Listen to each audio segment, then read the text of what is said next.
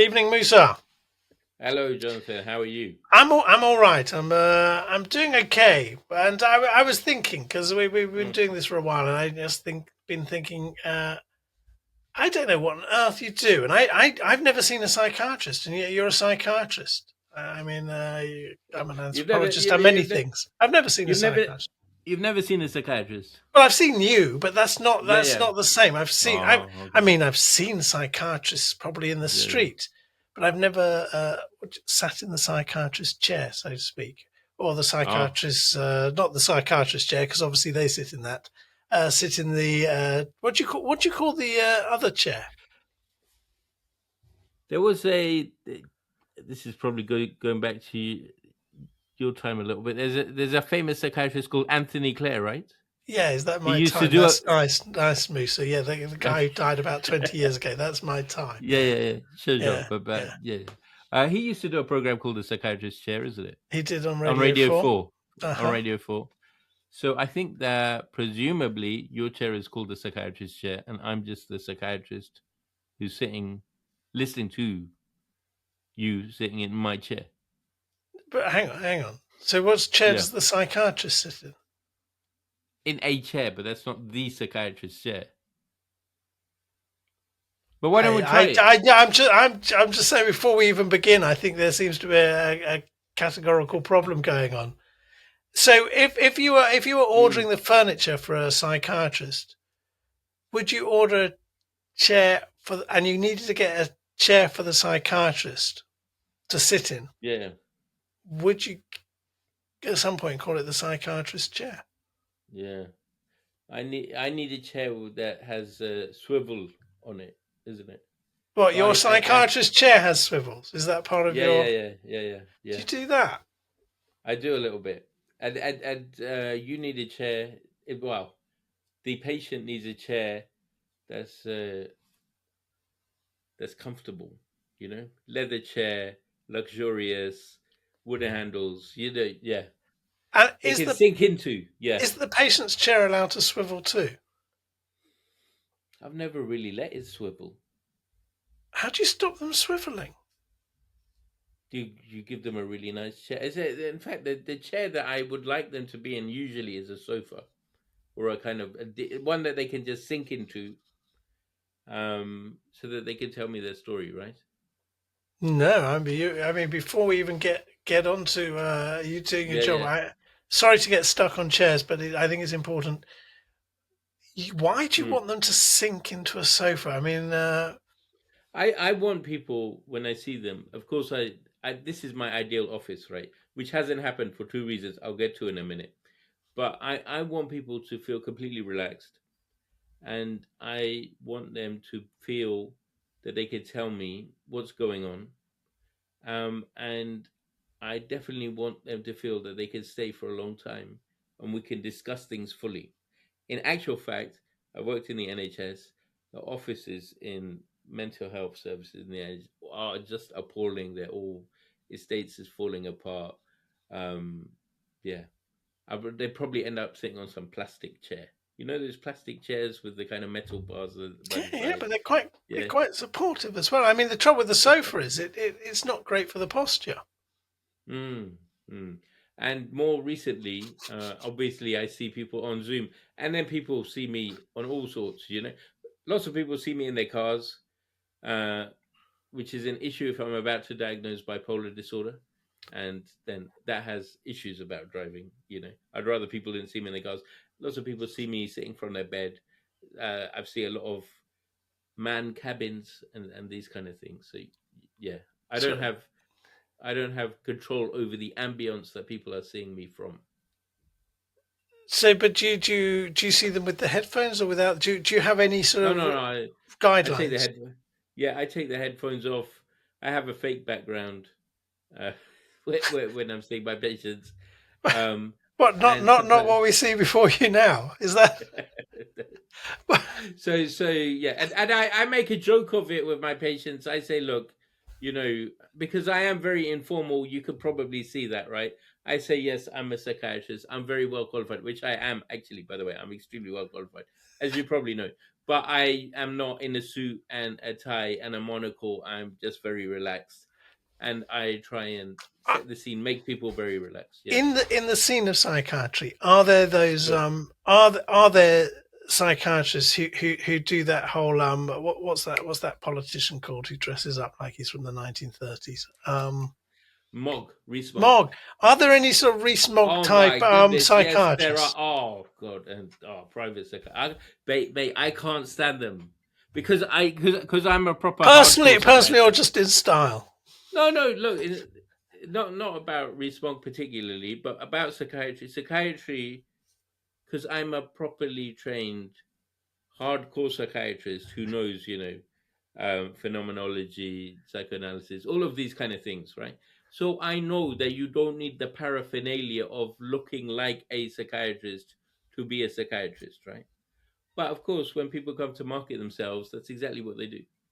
You know, I find it all a bit fake, but I can see why people do it. Perhaps I should do it as well. But yeah, it's very common. Go, just Google. I want a private psychiatrist. You'll find some Harley Street XYZ Regent Street clinic. You'll find all the pictures that you want of the typical classic looking psychiatrist. And Mm. and could you charge more if you did that? Yeah, definitely. So people want a bit of that. Is it that people want a bit of that? They, Uh-huh. if No, especially I think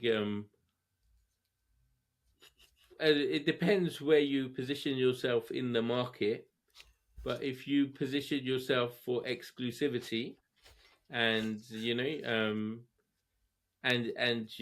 somebody's life is spun wildly out of control with cocaine and XYZ, and they want discretion, you can certainly pay for that. Of course, you know.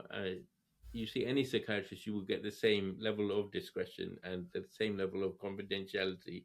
But there are people who will pay top dollar for the look, right? And their feel of exclusivity. And that's the case.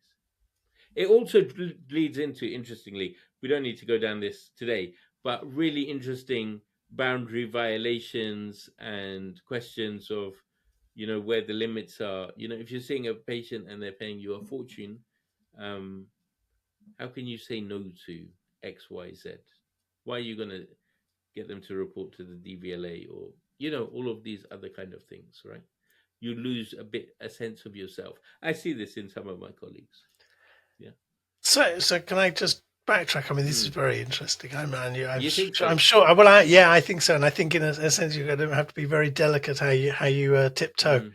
across the stepping stones of this, because of course it's collegiate. It's your fellow professionals, and you can't be dissing someone because they wear a cravat, or maybe you can. Um, but I want to get back to the one thing about the marketing of psychiatrists, because it's not, we think Yeah. of the marketing of cars or the marketing of fast food, but there's a market of psychiatrists out Oh, there's a market of um, private doctors. there. Hmm. And the first time I realized this, I picked up the British Journal of Psychiatry, and I was looking through them, and I think there were ad pages. And one of the ad pages says, "We are looking for somebody experienced in hospitality medicine."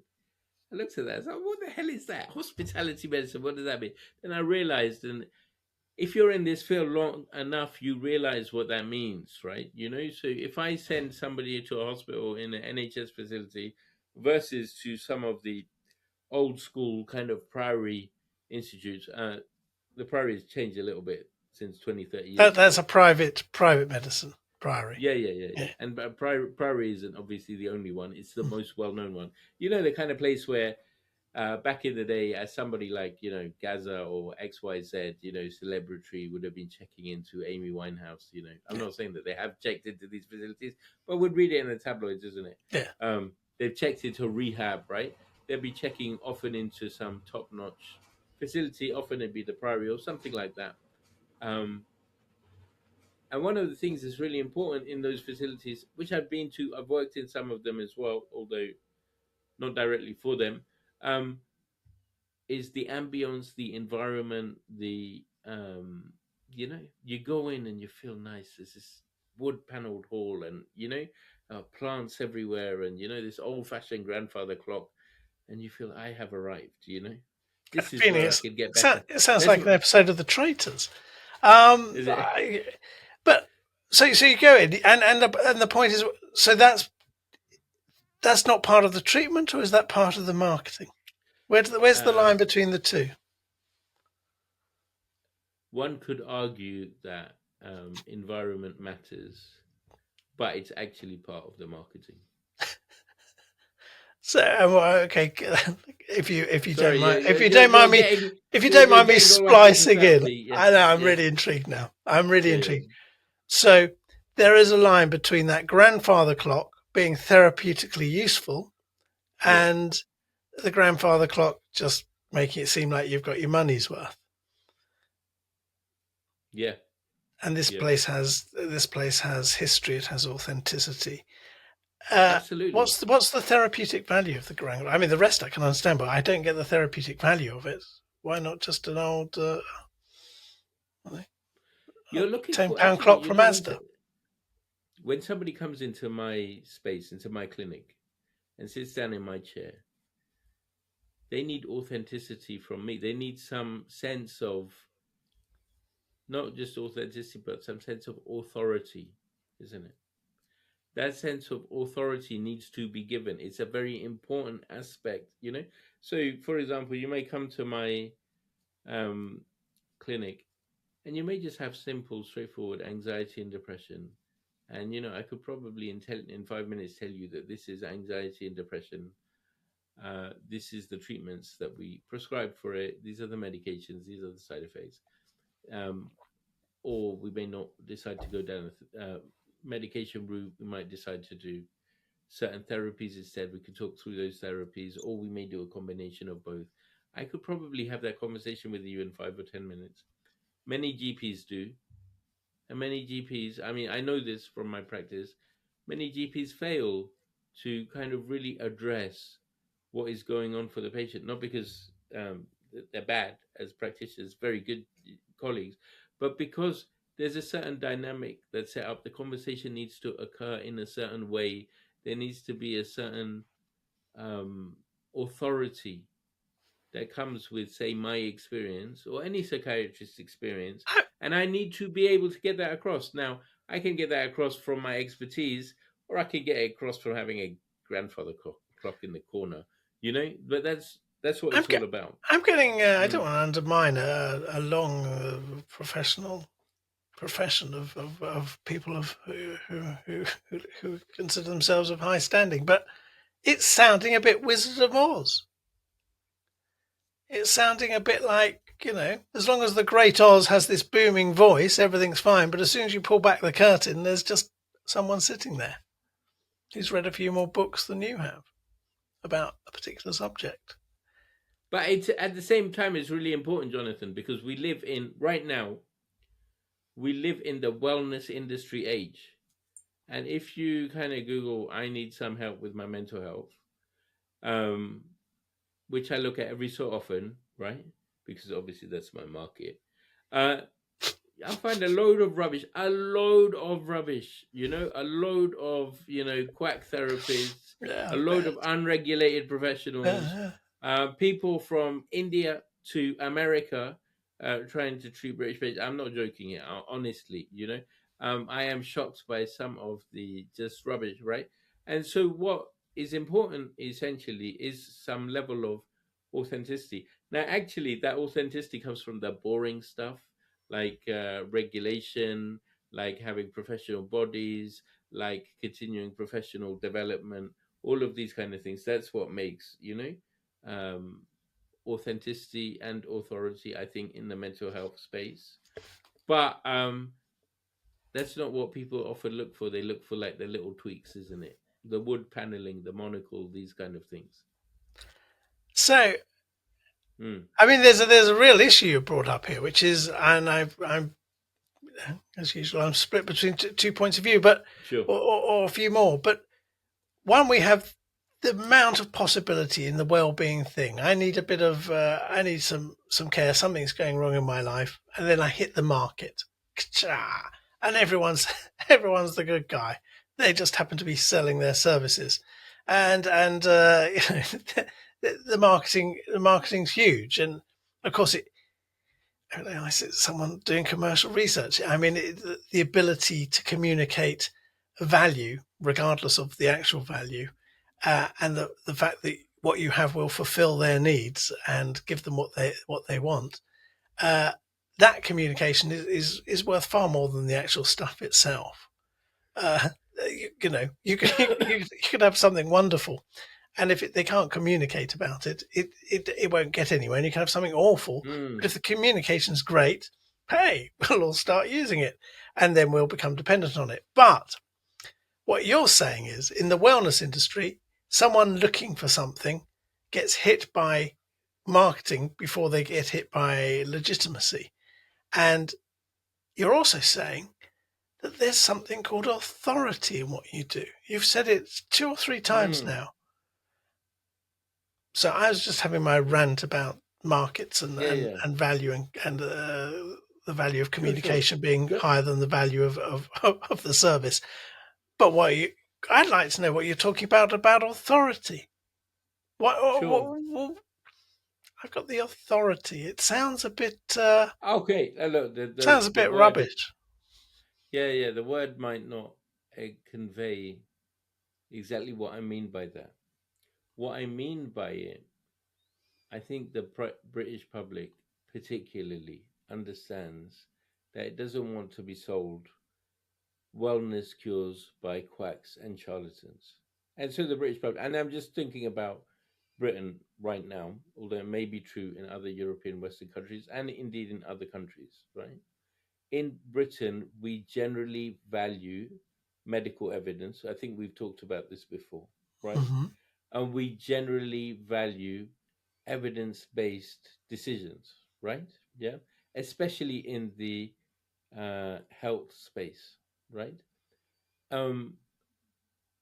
If a psychiatrist, for example, recommends a certain program or course of treatment, one would hope, and usually it's the case, that there's at least some thinking about what the evidence base suggests in these kind of situations. At least my training, which would have been God knows how many years, maybe 10 years, 12 years, I can't remember.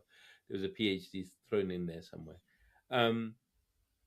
Was all about how to appraise the evidence and how to communicate that, how to discuss my limitations, the limits of my knowledge, and also how to bring patients that I see in terms of partnership with me to understand and help make decisions for themselves. That's what I mean by authority. I don't mean, and I appreciate that this can be taken the wrong way, but what I don't mean is I am the doctor, you are the patient, you do what I say, right? Yeah. And that has been a problem in psychiatry for a long time, right?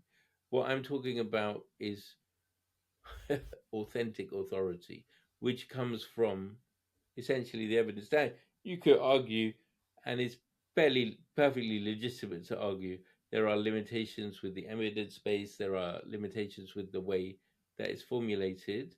But if you argue that, then I can have that discussion with you, even as a patient, and accept, what you're telling me and say, well, this is how far we know things thus far, right? And so a really good example of this, Jonathan, is how diagnoses come to be formulated. So there's all kinds of syndromes that you can find out from the internet. There's get rich quick syndrome. There's what was I thinking? I was thinking about Tony Blair today, and there's a as you do on a Thursday. Oh, mate, I can't stand the guy. There was a foreign minister, neurologist, previous foreign minister, who wrote a paper in the Journal of Royal Society of Medicine called it Hubris syndrome, which you might have come across. Very important syndrome, but it's not a scientifically validated one. Specifically with Tony Blair as a case study. We might talk about that later. No, you There's can't lots. just leave that. Okay, finish your point, but then you're going to come back to... Google No, it. no, Right? no. That's what I'm being the good doctor. You're going to tell me what it means, but we'll come back. We'll come back to that. I'll make a little note. Go on. What was the point you were making? Sure, sure. So all of these syndromes that you come up with, they don't have a scientific validity.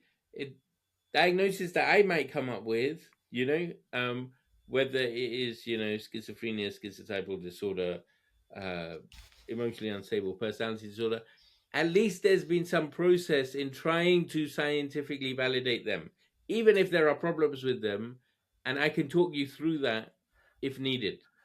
And there's also a scientific process in thinking about what treatments work best in these conditions. So I mean, Yeah. I don't like this thing called the devil's advocate, but Sure. I'm Okay. tempted to do it, but I don't like it, so I'm Yeah. Go ahead. I'm not gonna do it. But something occurred to me as you said that a sort of rule of thumb distinction between the sort of diagnoses and pathologies you come up with and the ones that trend. Your ones tend to have about 4 or 5 words. Maybe if you could throw something a slightly Latin in there too, and it'll often sort of be a subset of another one. Whereas the internet will have hubris syndrome or rage syndrome or something. It'll have something nice and catchy, something a bit markety to do. But there must be something more going on because the trouble is with all these other things, and I've met them. They say no. I mean, this is very legitimate. This was studied by Ken Burns. I'm sorry if there's another Ken Burns out there. This was studied by Ken Burns, and he took his studies very seriously. He's run courses, and he's very popular. He's got 2 million followers, and Ken Burns stuff is very important. Or I'll give you another example, which let's be. I get that.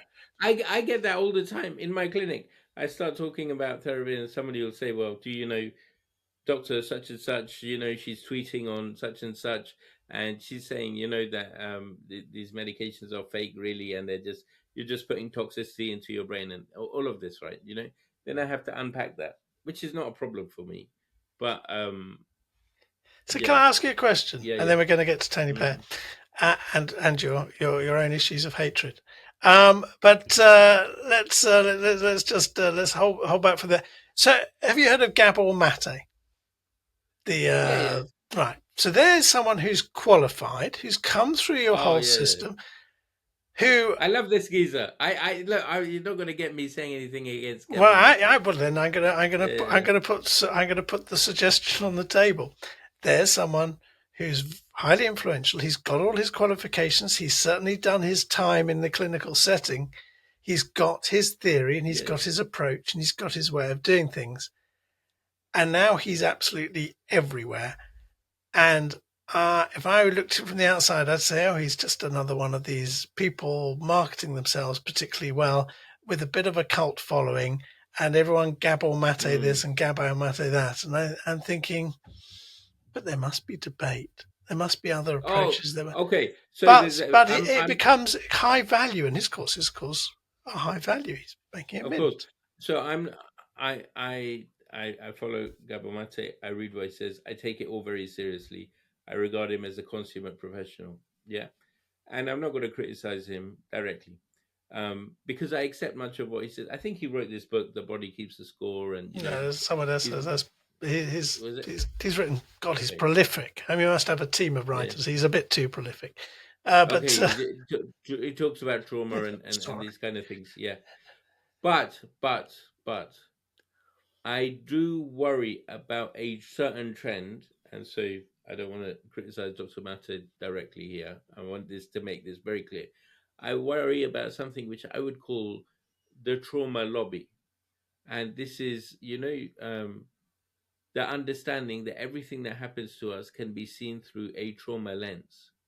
And sometimes we flip this on its head, and, I get this, when I was 13 years old, my mother told me off and might have slapped me across the face. And therefore, all my problems have started from there, right? This has actually reduced in intensity over the last few years, thankfully, which I'm happy to see. But 4 or 5 years, it was a very It was a very big thing. And I don't think that's healthy. I don't think it's healthy that there seems to be a trend that every patient that I see should be pushed down therapies for EMDR and trauma focused CBT, which are in themselves extremely good therapies when they are, indicated for the right group of people. Not everything is a trauma. We've forgotten sometimes what that means, especially the more neurotic amongst us. Having said that, I don't want to minimize the extent and the burden of untreated trauma in the patients that I see. These are nuanced conversations, right, Jonathan? Yeah.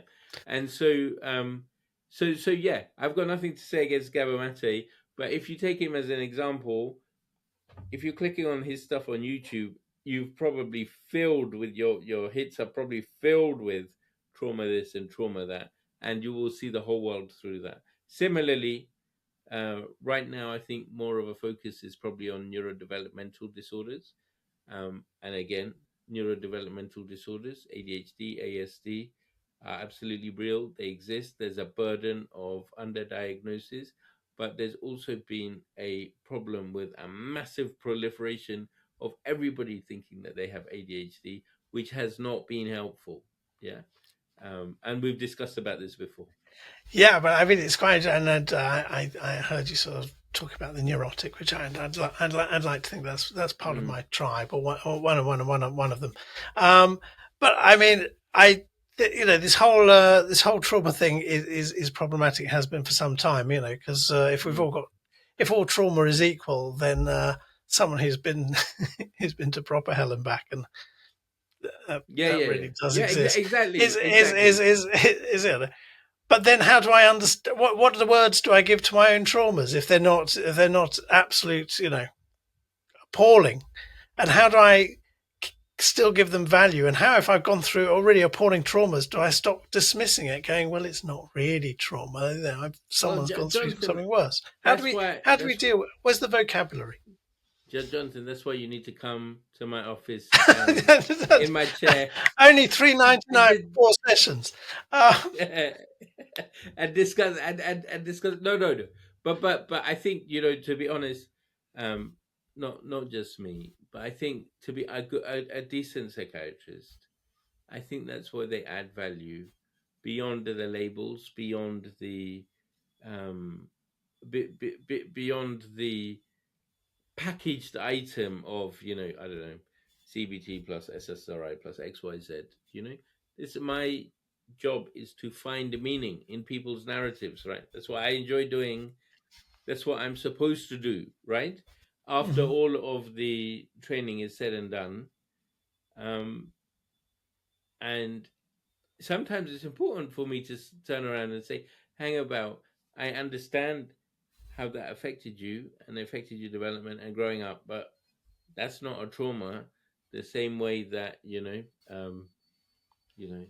sexual abuse at an early age, which is very, very common, is a very serious trauma, and so on and so forth. Yeah. So what do you call that stuff?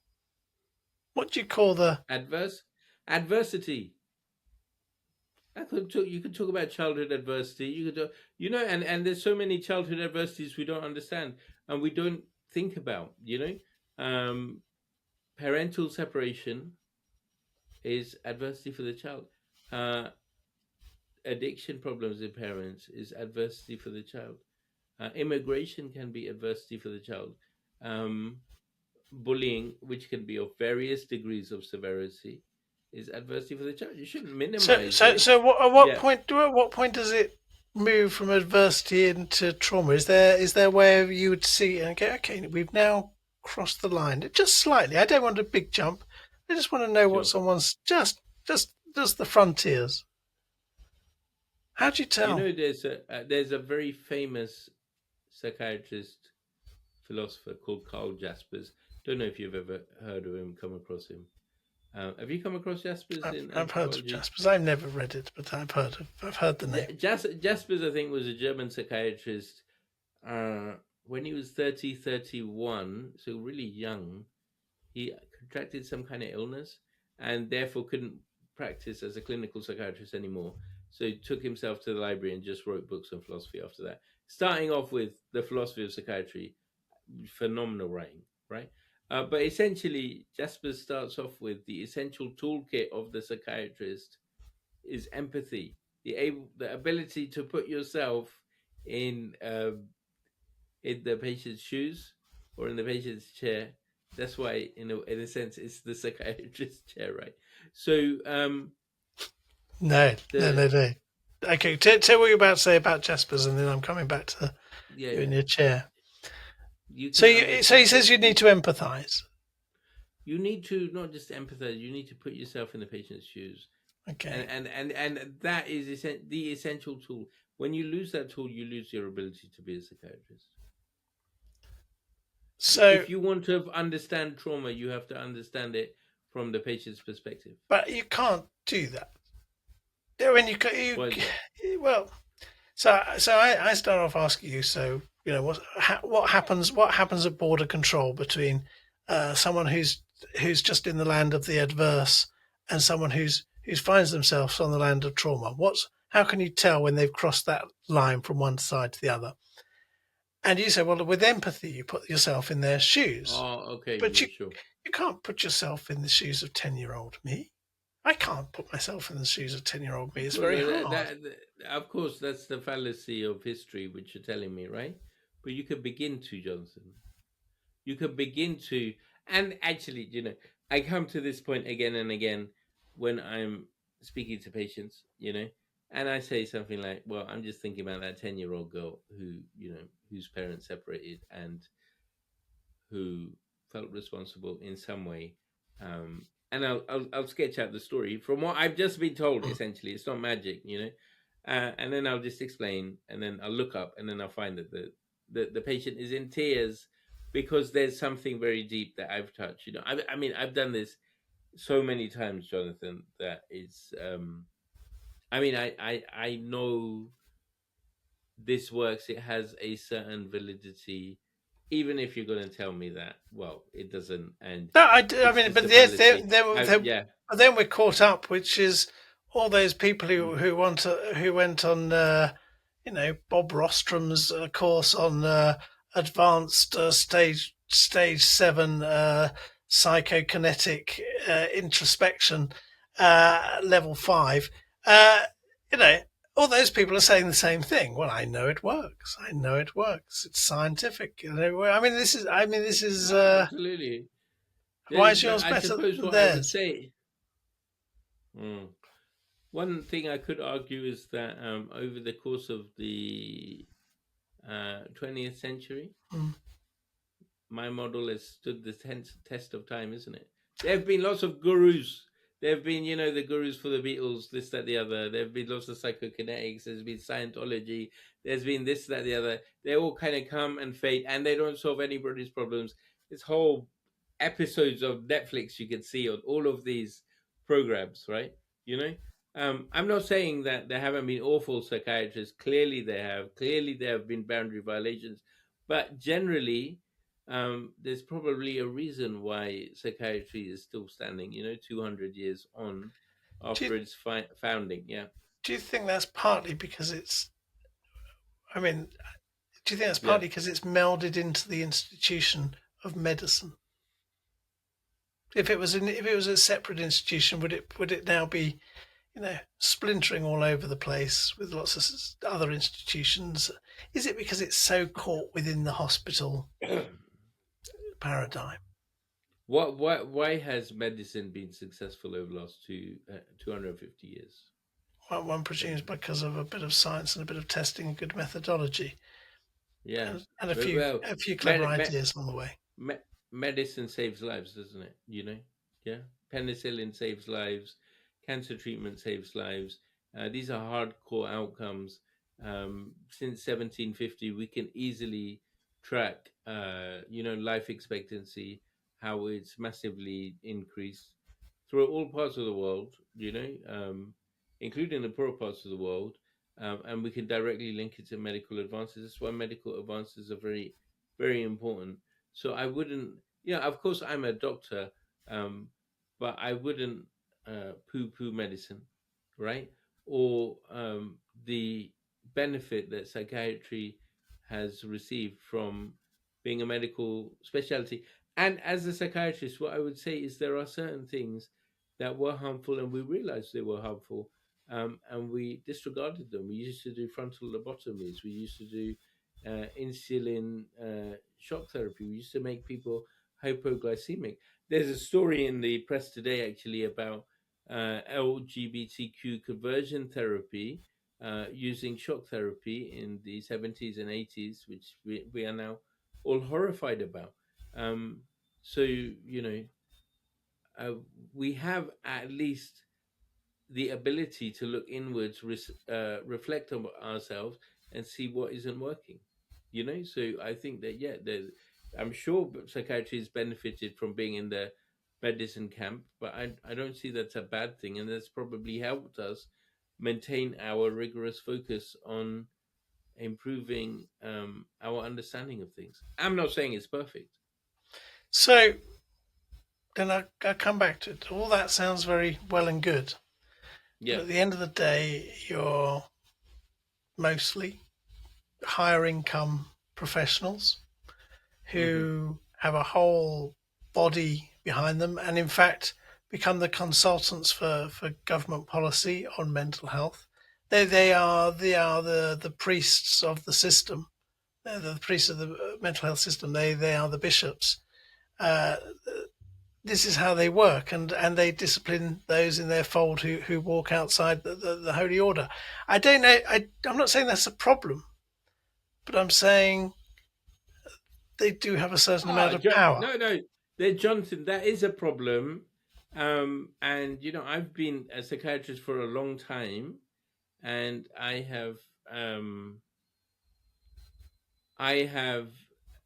met psychiatrists in every different context, and I know, and most of the clinical colleagues that I work with, it's probably 5,000 or 6,000 hardcore psychiatrists in this country, consultant psychiatrists. I would say about 4,000 of them, I will always make the time of day for them, and there's about 250 to 500 of them I wouldn't trust past where I can see them, and I know who they are. Right? I might not tell them who they are, but I do know who they are. So let's and there is a problem. There is a problem with there's a problem with priesthood. There's a problem with being the psychiatrist. There's a problem with having an endowed chair in psychiatry. There are huge problems underneath this. Maybe we could discuss some of them, or maybe we could, maybe some of them I can't talk about. But yes, there it's don't go to a professor of psychiatry if you want a real answer to life's problems. What do you go to one for? Just go to a jobbing psychiatrist. So there is okay. So, yes. So you have that thing, and the priesthood does that. The ones who read and interpret the scripture, and the literates, if you like, of the old system, hold the power, but they may not be particularly close to God themselves. No, never go to somebody with a CBE if you want your problem solved. CBE, MBE, throw this stuff in the bin. What, so how do they get those things? I mean, I think it's probably too close to home. I know these people too well. I wouldn't trust them. I'll leave it at that. But okay, let's not. How do you get them? It's very easy. How do you get a CBE in Britain? I don't have mine yet. So I don't. Okay. I probably have to do a bit more than I've ever done. I don't know what you do. What do you do? I have no idea. It's nepotism, isn't it? It's and this is where medicine is criticised, isn't it? Medicine has historically been criticised in Britain for being an old boys club, and there's a validity, not just in psychiatrists. There's a validity to that criticism in the holy orders and the holy places, the temples of medicine. People cluster around them, with the ties and the suits and the monocles. This is why I never trust them, right? And that's why I don't do it, But yeah. So let's. I want to get onto your hatred of Tony Blair and your rage at these psychiatrists. I'm picking up a theme here. I can almost see the podcast being called the Angry Psychiatrist. I mean, Oh yeah. why do these people annoy you so much? I mean, I get annoyed by a lot of things, but I haven't been annoyed by psychiatrists for a while because I don't meet them and mingle with them. Okay. But why do they annoy you? Yeah, so hang about, Jonathan. You're an anthropologist, right? Yeah, I think you're deflecting there. Is that the phrase? Okay, sure. I don't know about your field, and I'm going to talk to you about that. I'm going to dissect your field next time, right? I don't know much about But, it. I'm just yeah. just warn you. I wonder if you are a methodological purist, and I suspect you are. You know your art, you know how to practice it reasonably well, and you know what it is. And well, I know mine, and I know mine. You like your and methodology. Yeah, I know mine, and I know what a good psychiatrist is and what a good psychiatrist isn't, beyond the rose-tinted views of psychiatry, right? You know, and I don't have time for individuals who have appended this noble art and noble profession, and it is noble. And I might have told you before, Jonathan, I had no intention of becoming a doctor. You know, I might have told you about my family history and the fact that as an Asian and as a post-colonial thing, I kind of got arm twisted into doing this, right? I have no respect for those individuals, and there are very many of them, often sitting at the top gatekeepers of this profession, who append mental health funding, and psychiatry to their own ego, right? I happen to know a lot of who those people are, probably not all of them, but enough of them. And I just, yeah, and yeah, I'll turn the air blue if I told you what I really think of some of my colleagues. But it's very few of my. No, I get this view, but I'm wondering if there's a sort of theme there. I mean, I think we share a slight a slight sort of what's the word, discomfort with authority for authority's sake, for people who become the top of something just for the sake of it. I find them highly problematic myself, but but why does it bother you? I'm trying to get you to express why, not who they are or what they do. Why? What have they done that's so unsettling? I wonder, actually, yeah. I think one of the key qualities of psychiatry, I've talked about empathy, yeah. I think another really important aspect of psychiatry is, I mean, I've talked about authority in a certain sense, which I've defined. But the other really important aspect of being a good psychiatrist is humility. That's the humility to. Humility has lots of different meanings in this context. Something called clinical humility, which is the ability to say, I don't know, right? There's, I think, general humility in front of the patient as a doctor, as a medic, you know, as a healer. You are here to serve the patient, not the other way around, you know. And I think when that, it's a very subtle inversion that you can see, and I have seen. I've sat at the chairs and the feet of very eminent, you know, psychiatrists who the whole world loves, right? And I've seen that inversion, and it's something that quite disgusts me. You know, that lack of humility, because it's actually the antithesis of being a doctor. I don't know if you've ever come across the Hippocratic Oath, right? Just tell me what it is, because I've come across it. Yeah, the Hippocratic Oath was from Hippocrates, who administered it to his students. Hippocrates, obviously Greek physician, went around healing people, and would only teach the art to his students once they'd taken a certain oath. Right, the oath has changed over the centuries. Clearly, Hippocrates' original oath is not the oath that's administered in schools today. But in the original oath, one of the important things in that oath is the students swear that they will not take money for this art, because it's not about the money. Now, I'm not saying that physicians shouldn't take money for the work they do. There's the unrealistic view of the world, and we'd only have about 4 doctors if that was the case. But there's a certain nobility of purpose of the profession. It is not for personal reward or profit, and I don't just mean financially. And therefore, when I find people who append the claim for wanting better mental health to their egos, I find it quite disgusting. So why do you want better mental health? Do you want better mental health? Where do you append that? I think that's part of my responsibility, whether you pay me or not, whether you thank me or not, whether you that is the quintessential aspect of the practice of my practice, which is why every so often, I mean, this is a bit personal here, but this is why every so often I will take a break from my private practice and go practice for free in different parts of the world and these kind of things, because I think it's important to remember that it's really I don't think I would be the same person if I didn't do that. Every so often, even though I am a private psychiatrist and obviously I get paid for what I do, every so often I will just see cases completely for free. Even there are some cases that I would really rather not see because they're a headache for me, Jonathan. I will still continue to see them for free, because there's a certain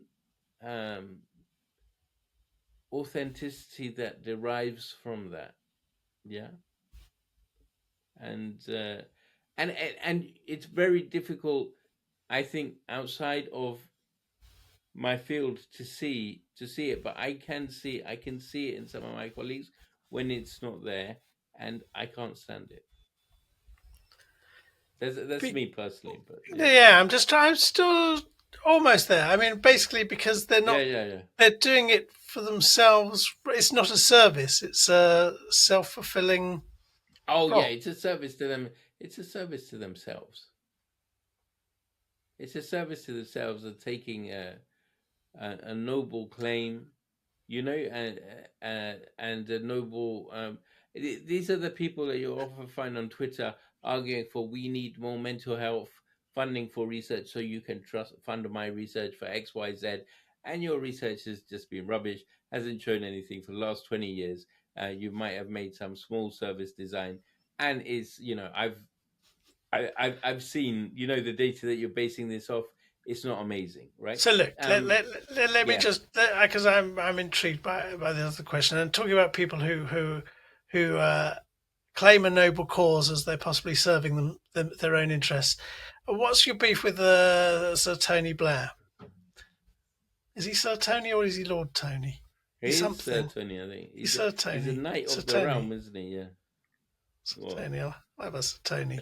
With some I think ice cream on top. Think, so that paper on hubris syndrome by Lord David Owen in the JRSM was that. Hang on, is that the same Lord David Owen?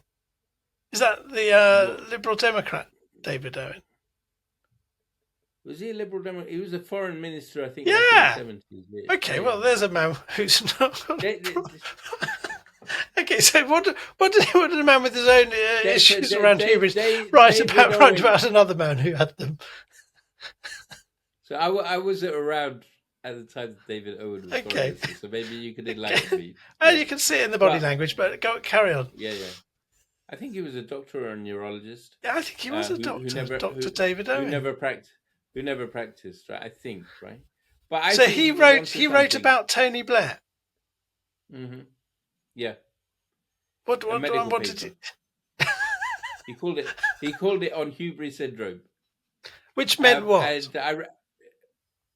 Hubris is arrogance, yeah. Yeah. He was basically arguing. I think this is around 2006 or 7 or 8, maybe. He was arguing that Tony Blair is basically a narcissistic, good for nothing. He will come to nothing. He is enamored of him. himself and his. I think he started the argument by. It's been a long time since I read the paper, but basically Tony Blair had intervened in Bosnia and received some received some thanks for that from the Bosnians. I think on the side of the Bosnian Muslims, and this seems to fuel a kind of destructive arrogance in Mr. Blair, Sir Blair, right, towards war and warfare. And essentially, what happened is you see from 97, which is when Tony Blair came to power, till 2003, there's a transformation of the man through certain key moments. So, in 2001, obviously there was September 11th, and then the war in Afghanistan. And by 2003, he's basically sold the country down the river and taken us to war in Iraq. Although 2 million people had marched in London, in the streets of London, basically begging him not to do so. And he had disregarded all of those things. And over the years subsequently, since that time, in the last 20, what is it now, 22, 23 years we're coming up to, he has essentially been unrepentant and bizarrely, absolutely bizarrely now, has been putting himself forward. Well, President Trump has put him forward, but he's been just pulled it back to play along. Yeah. To lead on this Gaza board of peace, right? Which is just this is remarkable. Mr. Blair, being a British citizen, I can tell you, Mr. Blair could not win a parish council here, right? He is universally hated. I totally disagree, and I can prove you wrong. Oh yeah, Blair won an election after he won 3.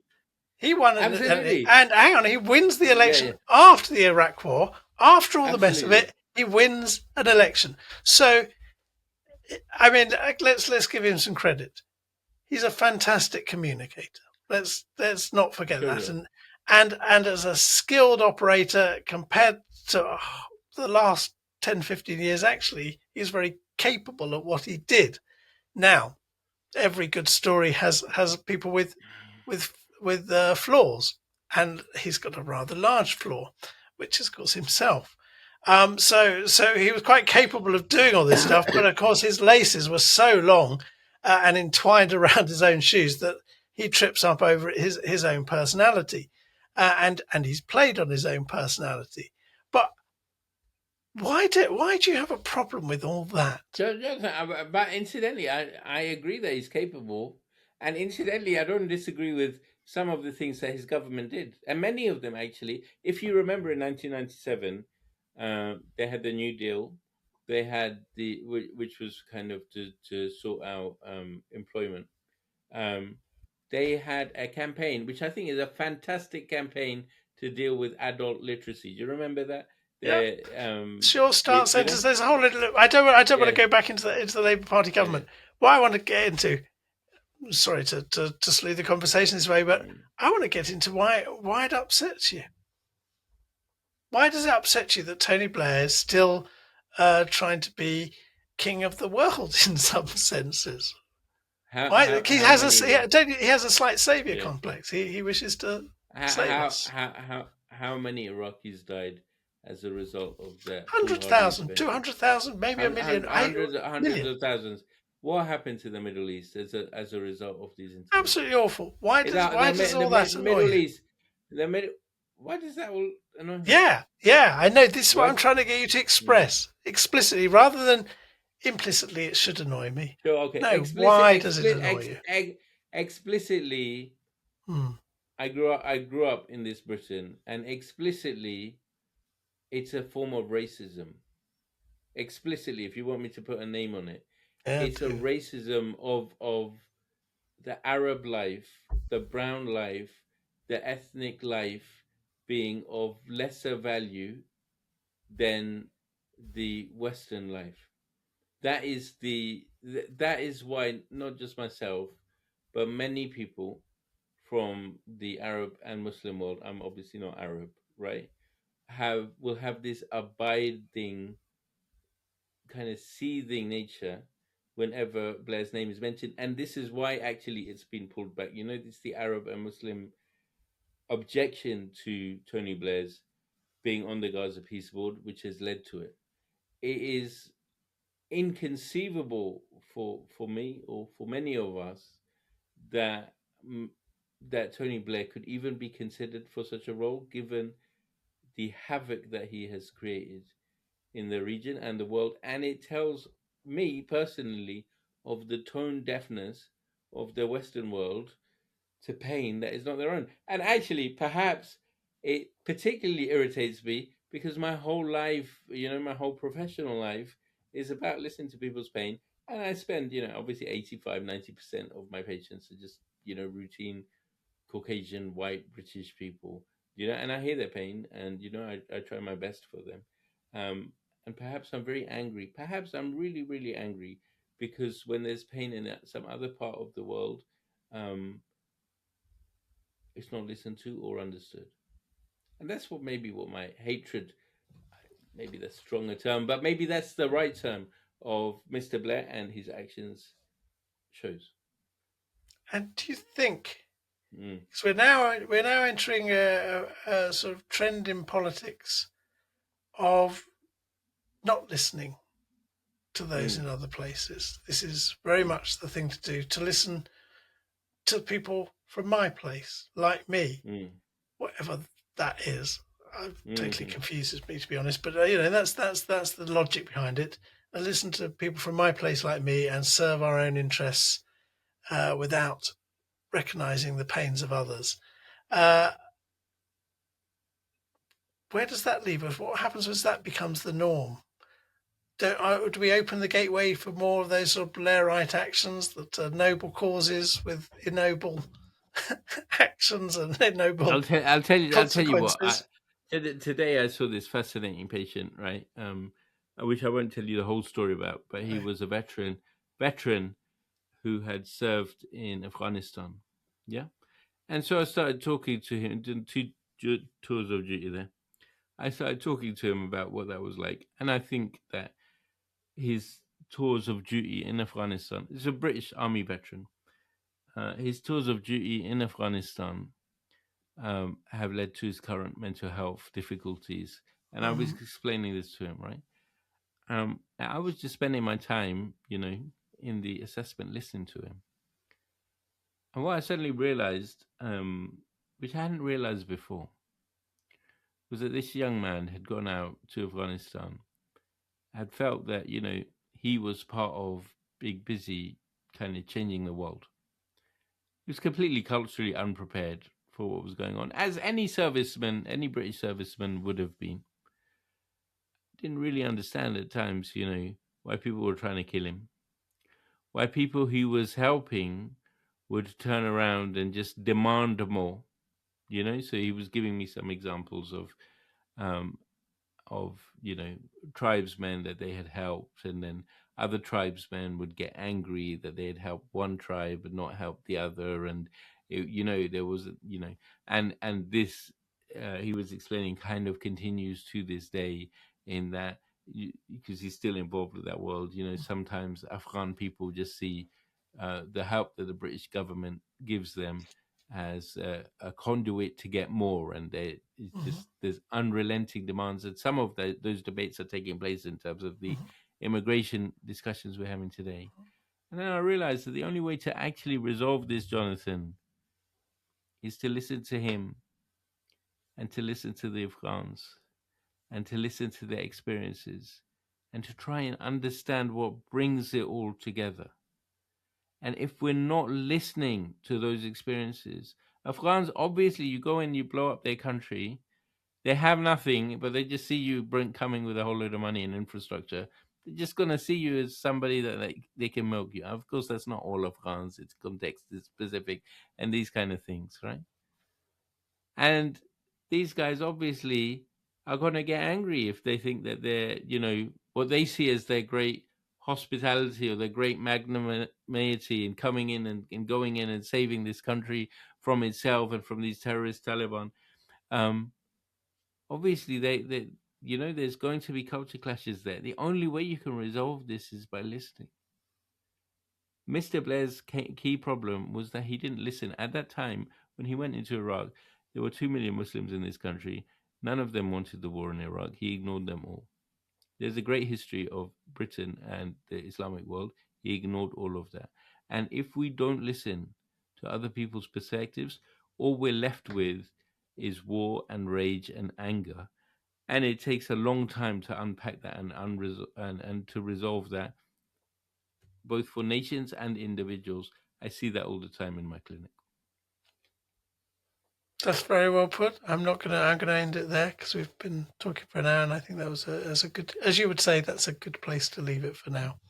All right. The psychiatrist thing. I'll let you get back to not the psychiatrist chair, and All right, okay. I still want an answer on that. Maybe it's in the catalogue. Maybe there must All be a right, okay. catalogue you guys use. I want to know what's the other chair called. Maybe we can Google it or something. Look, Musa, as always, really nice, and really, I'm starting to see a bit more of what you do, and I'm starting to see your values a lot more. And they're good. All right. Been a pleasure, Jonathan. All right, mate. Thank you for your Cheers. time. Thank you See very ya. much. Bye. Yeah.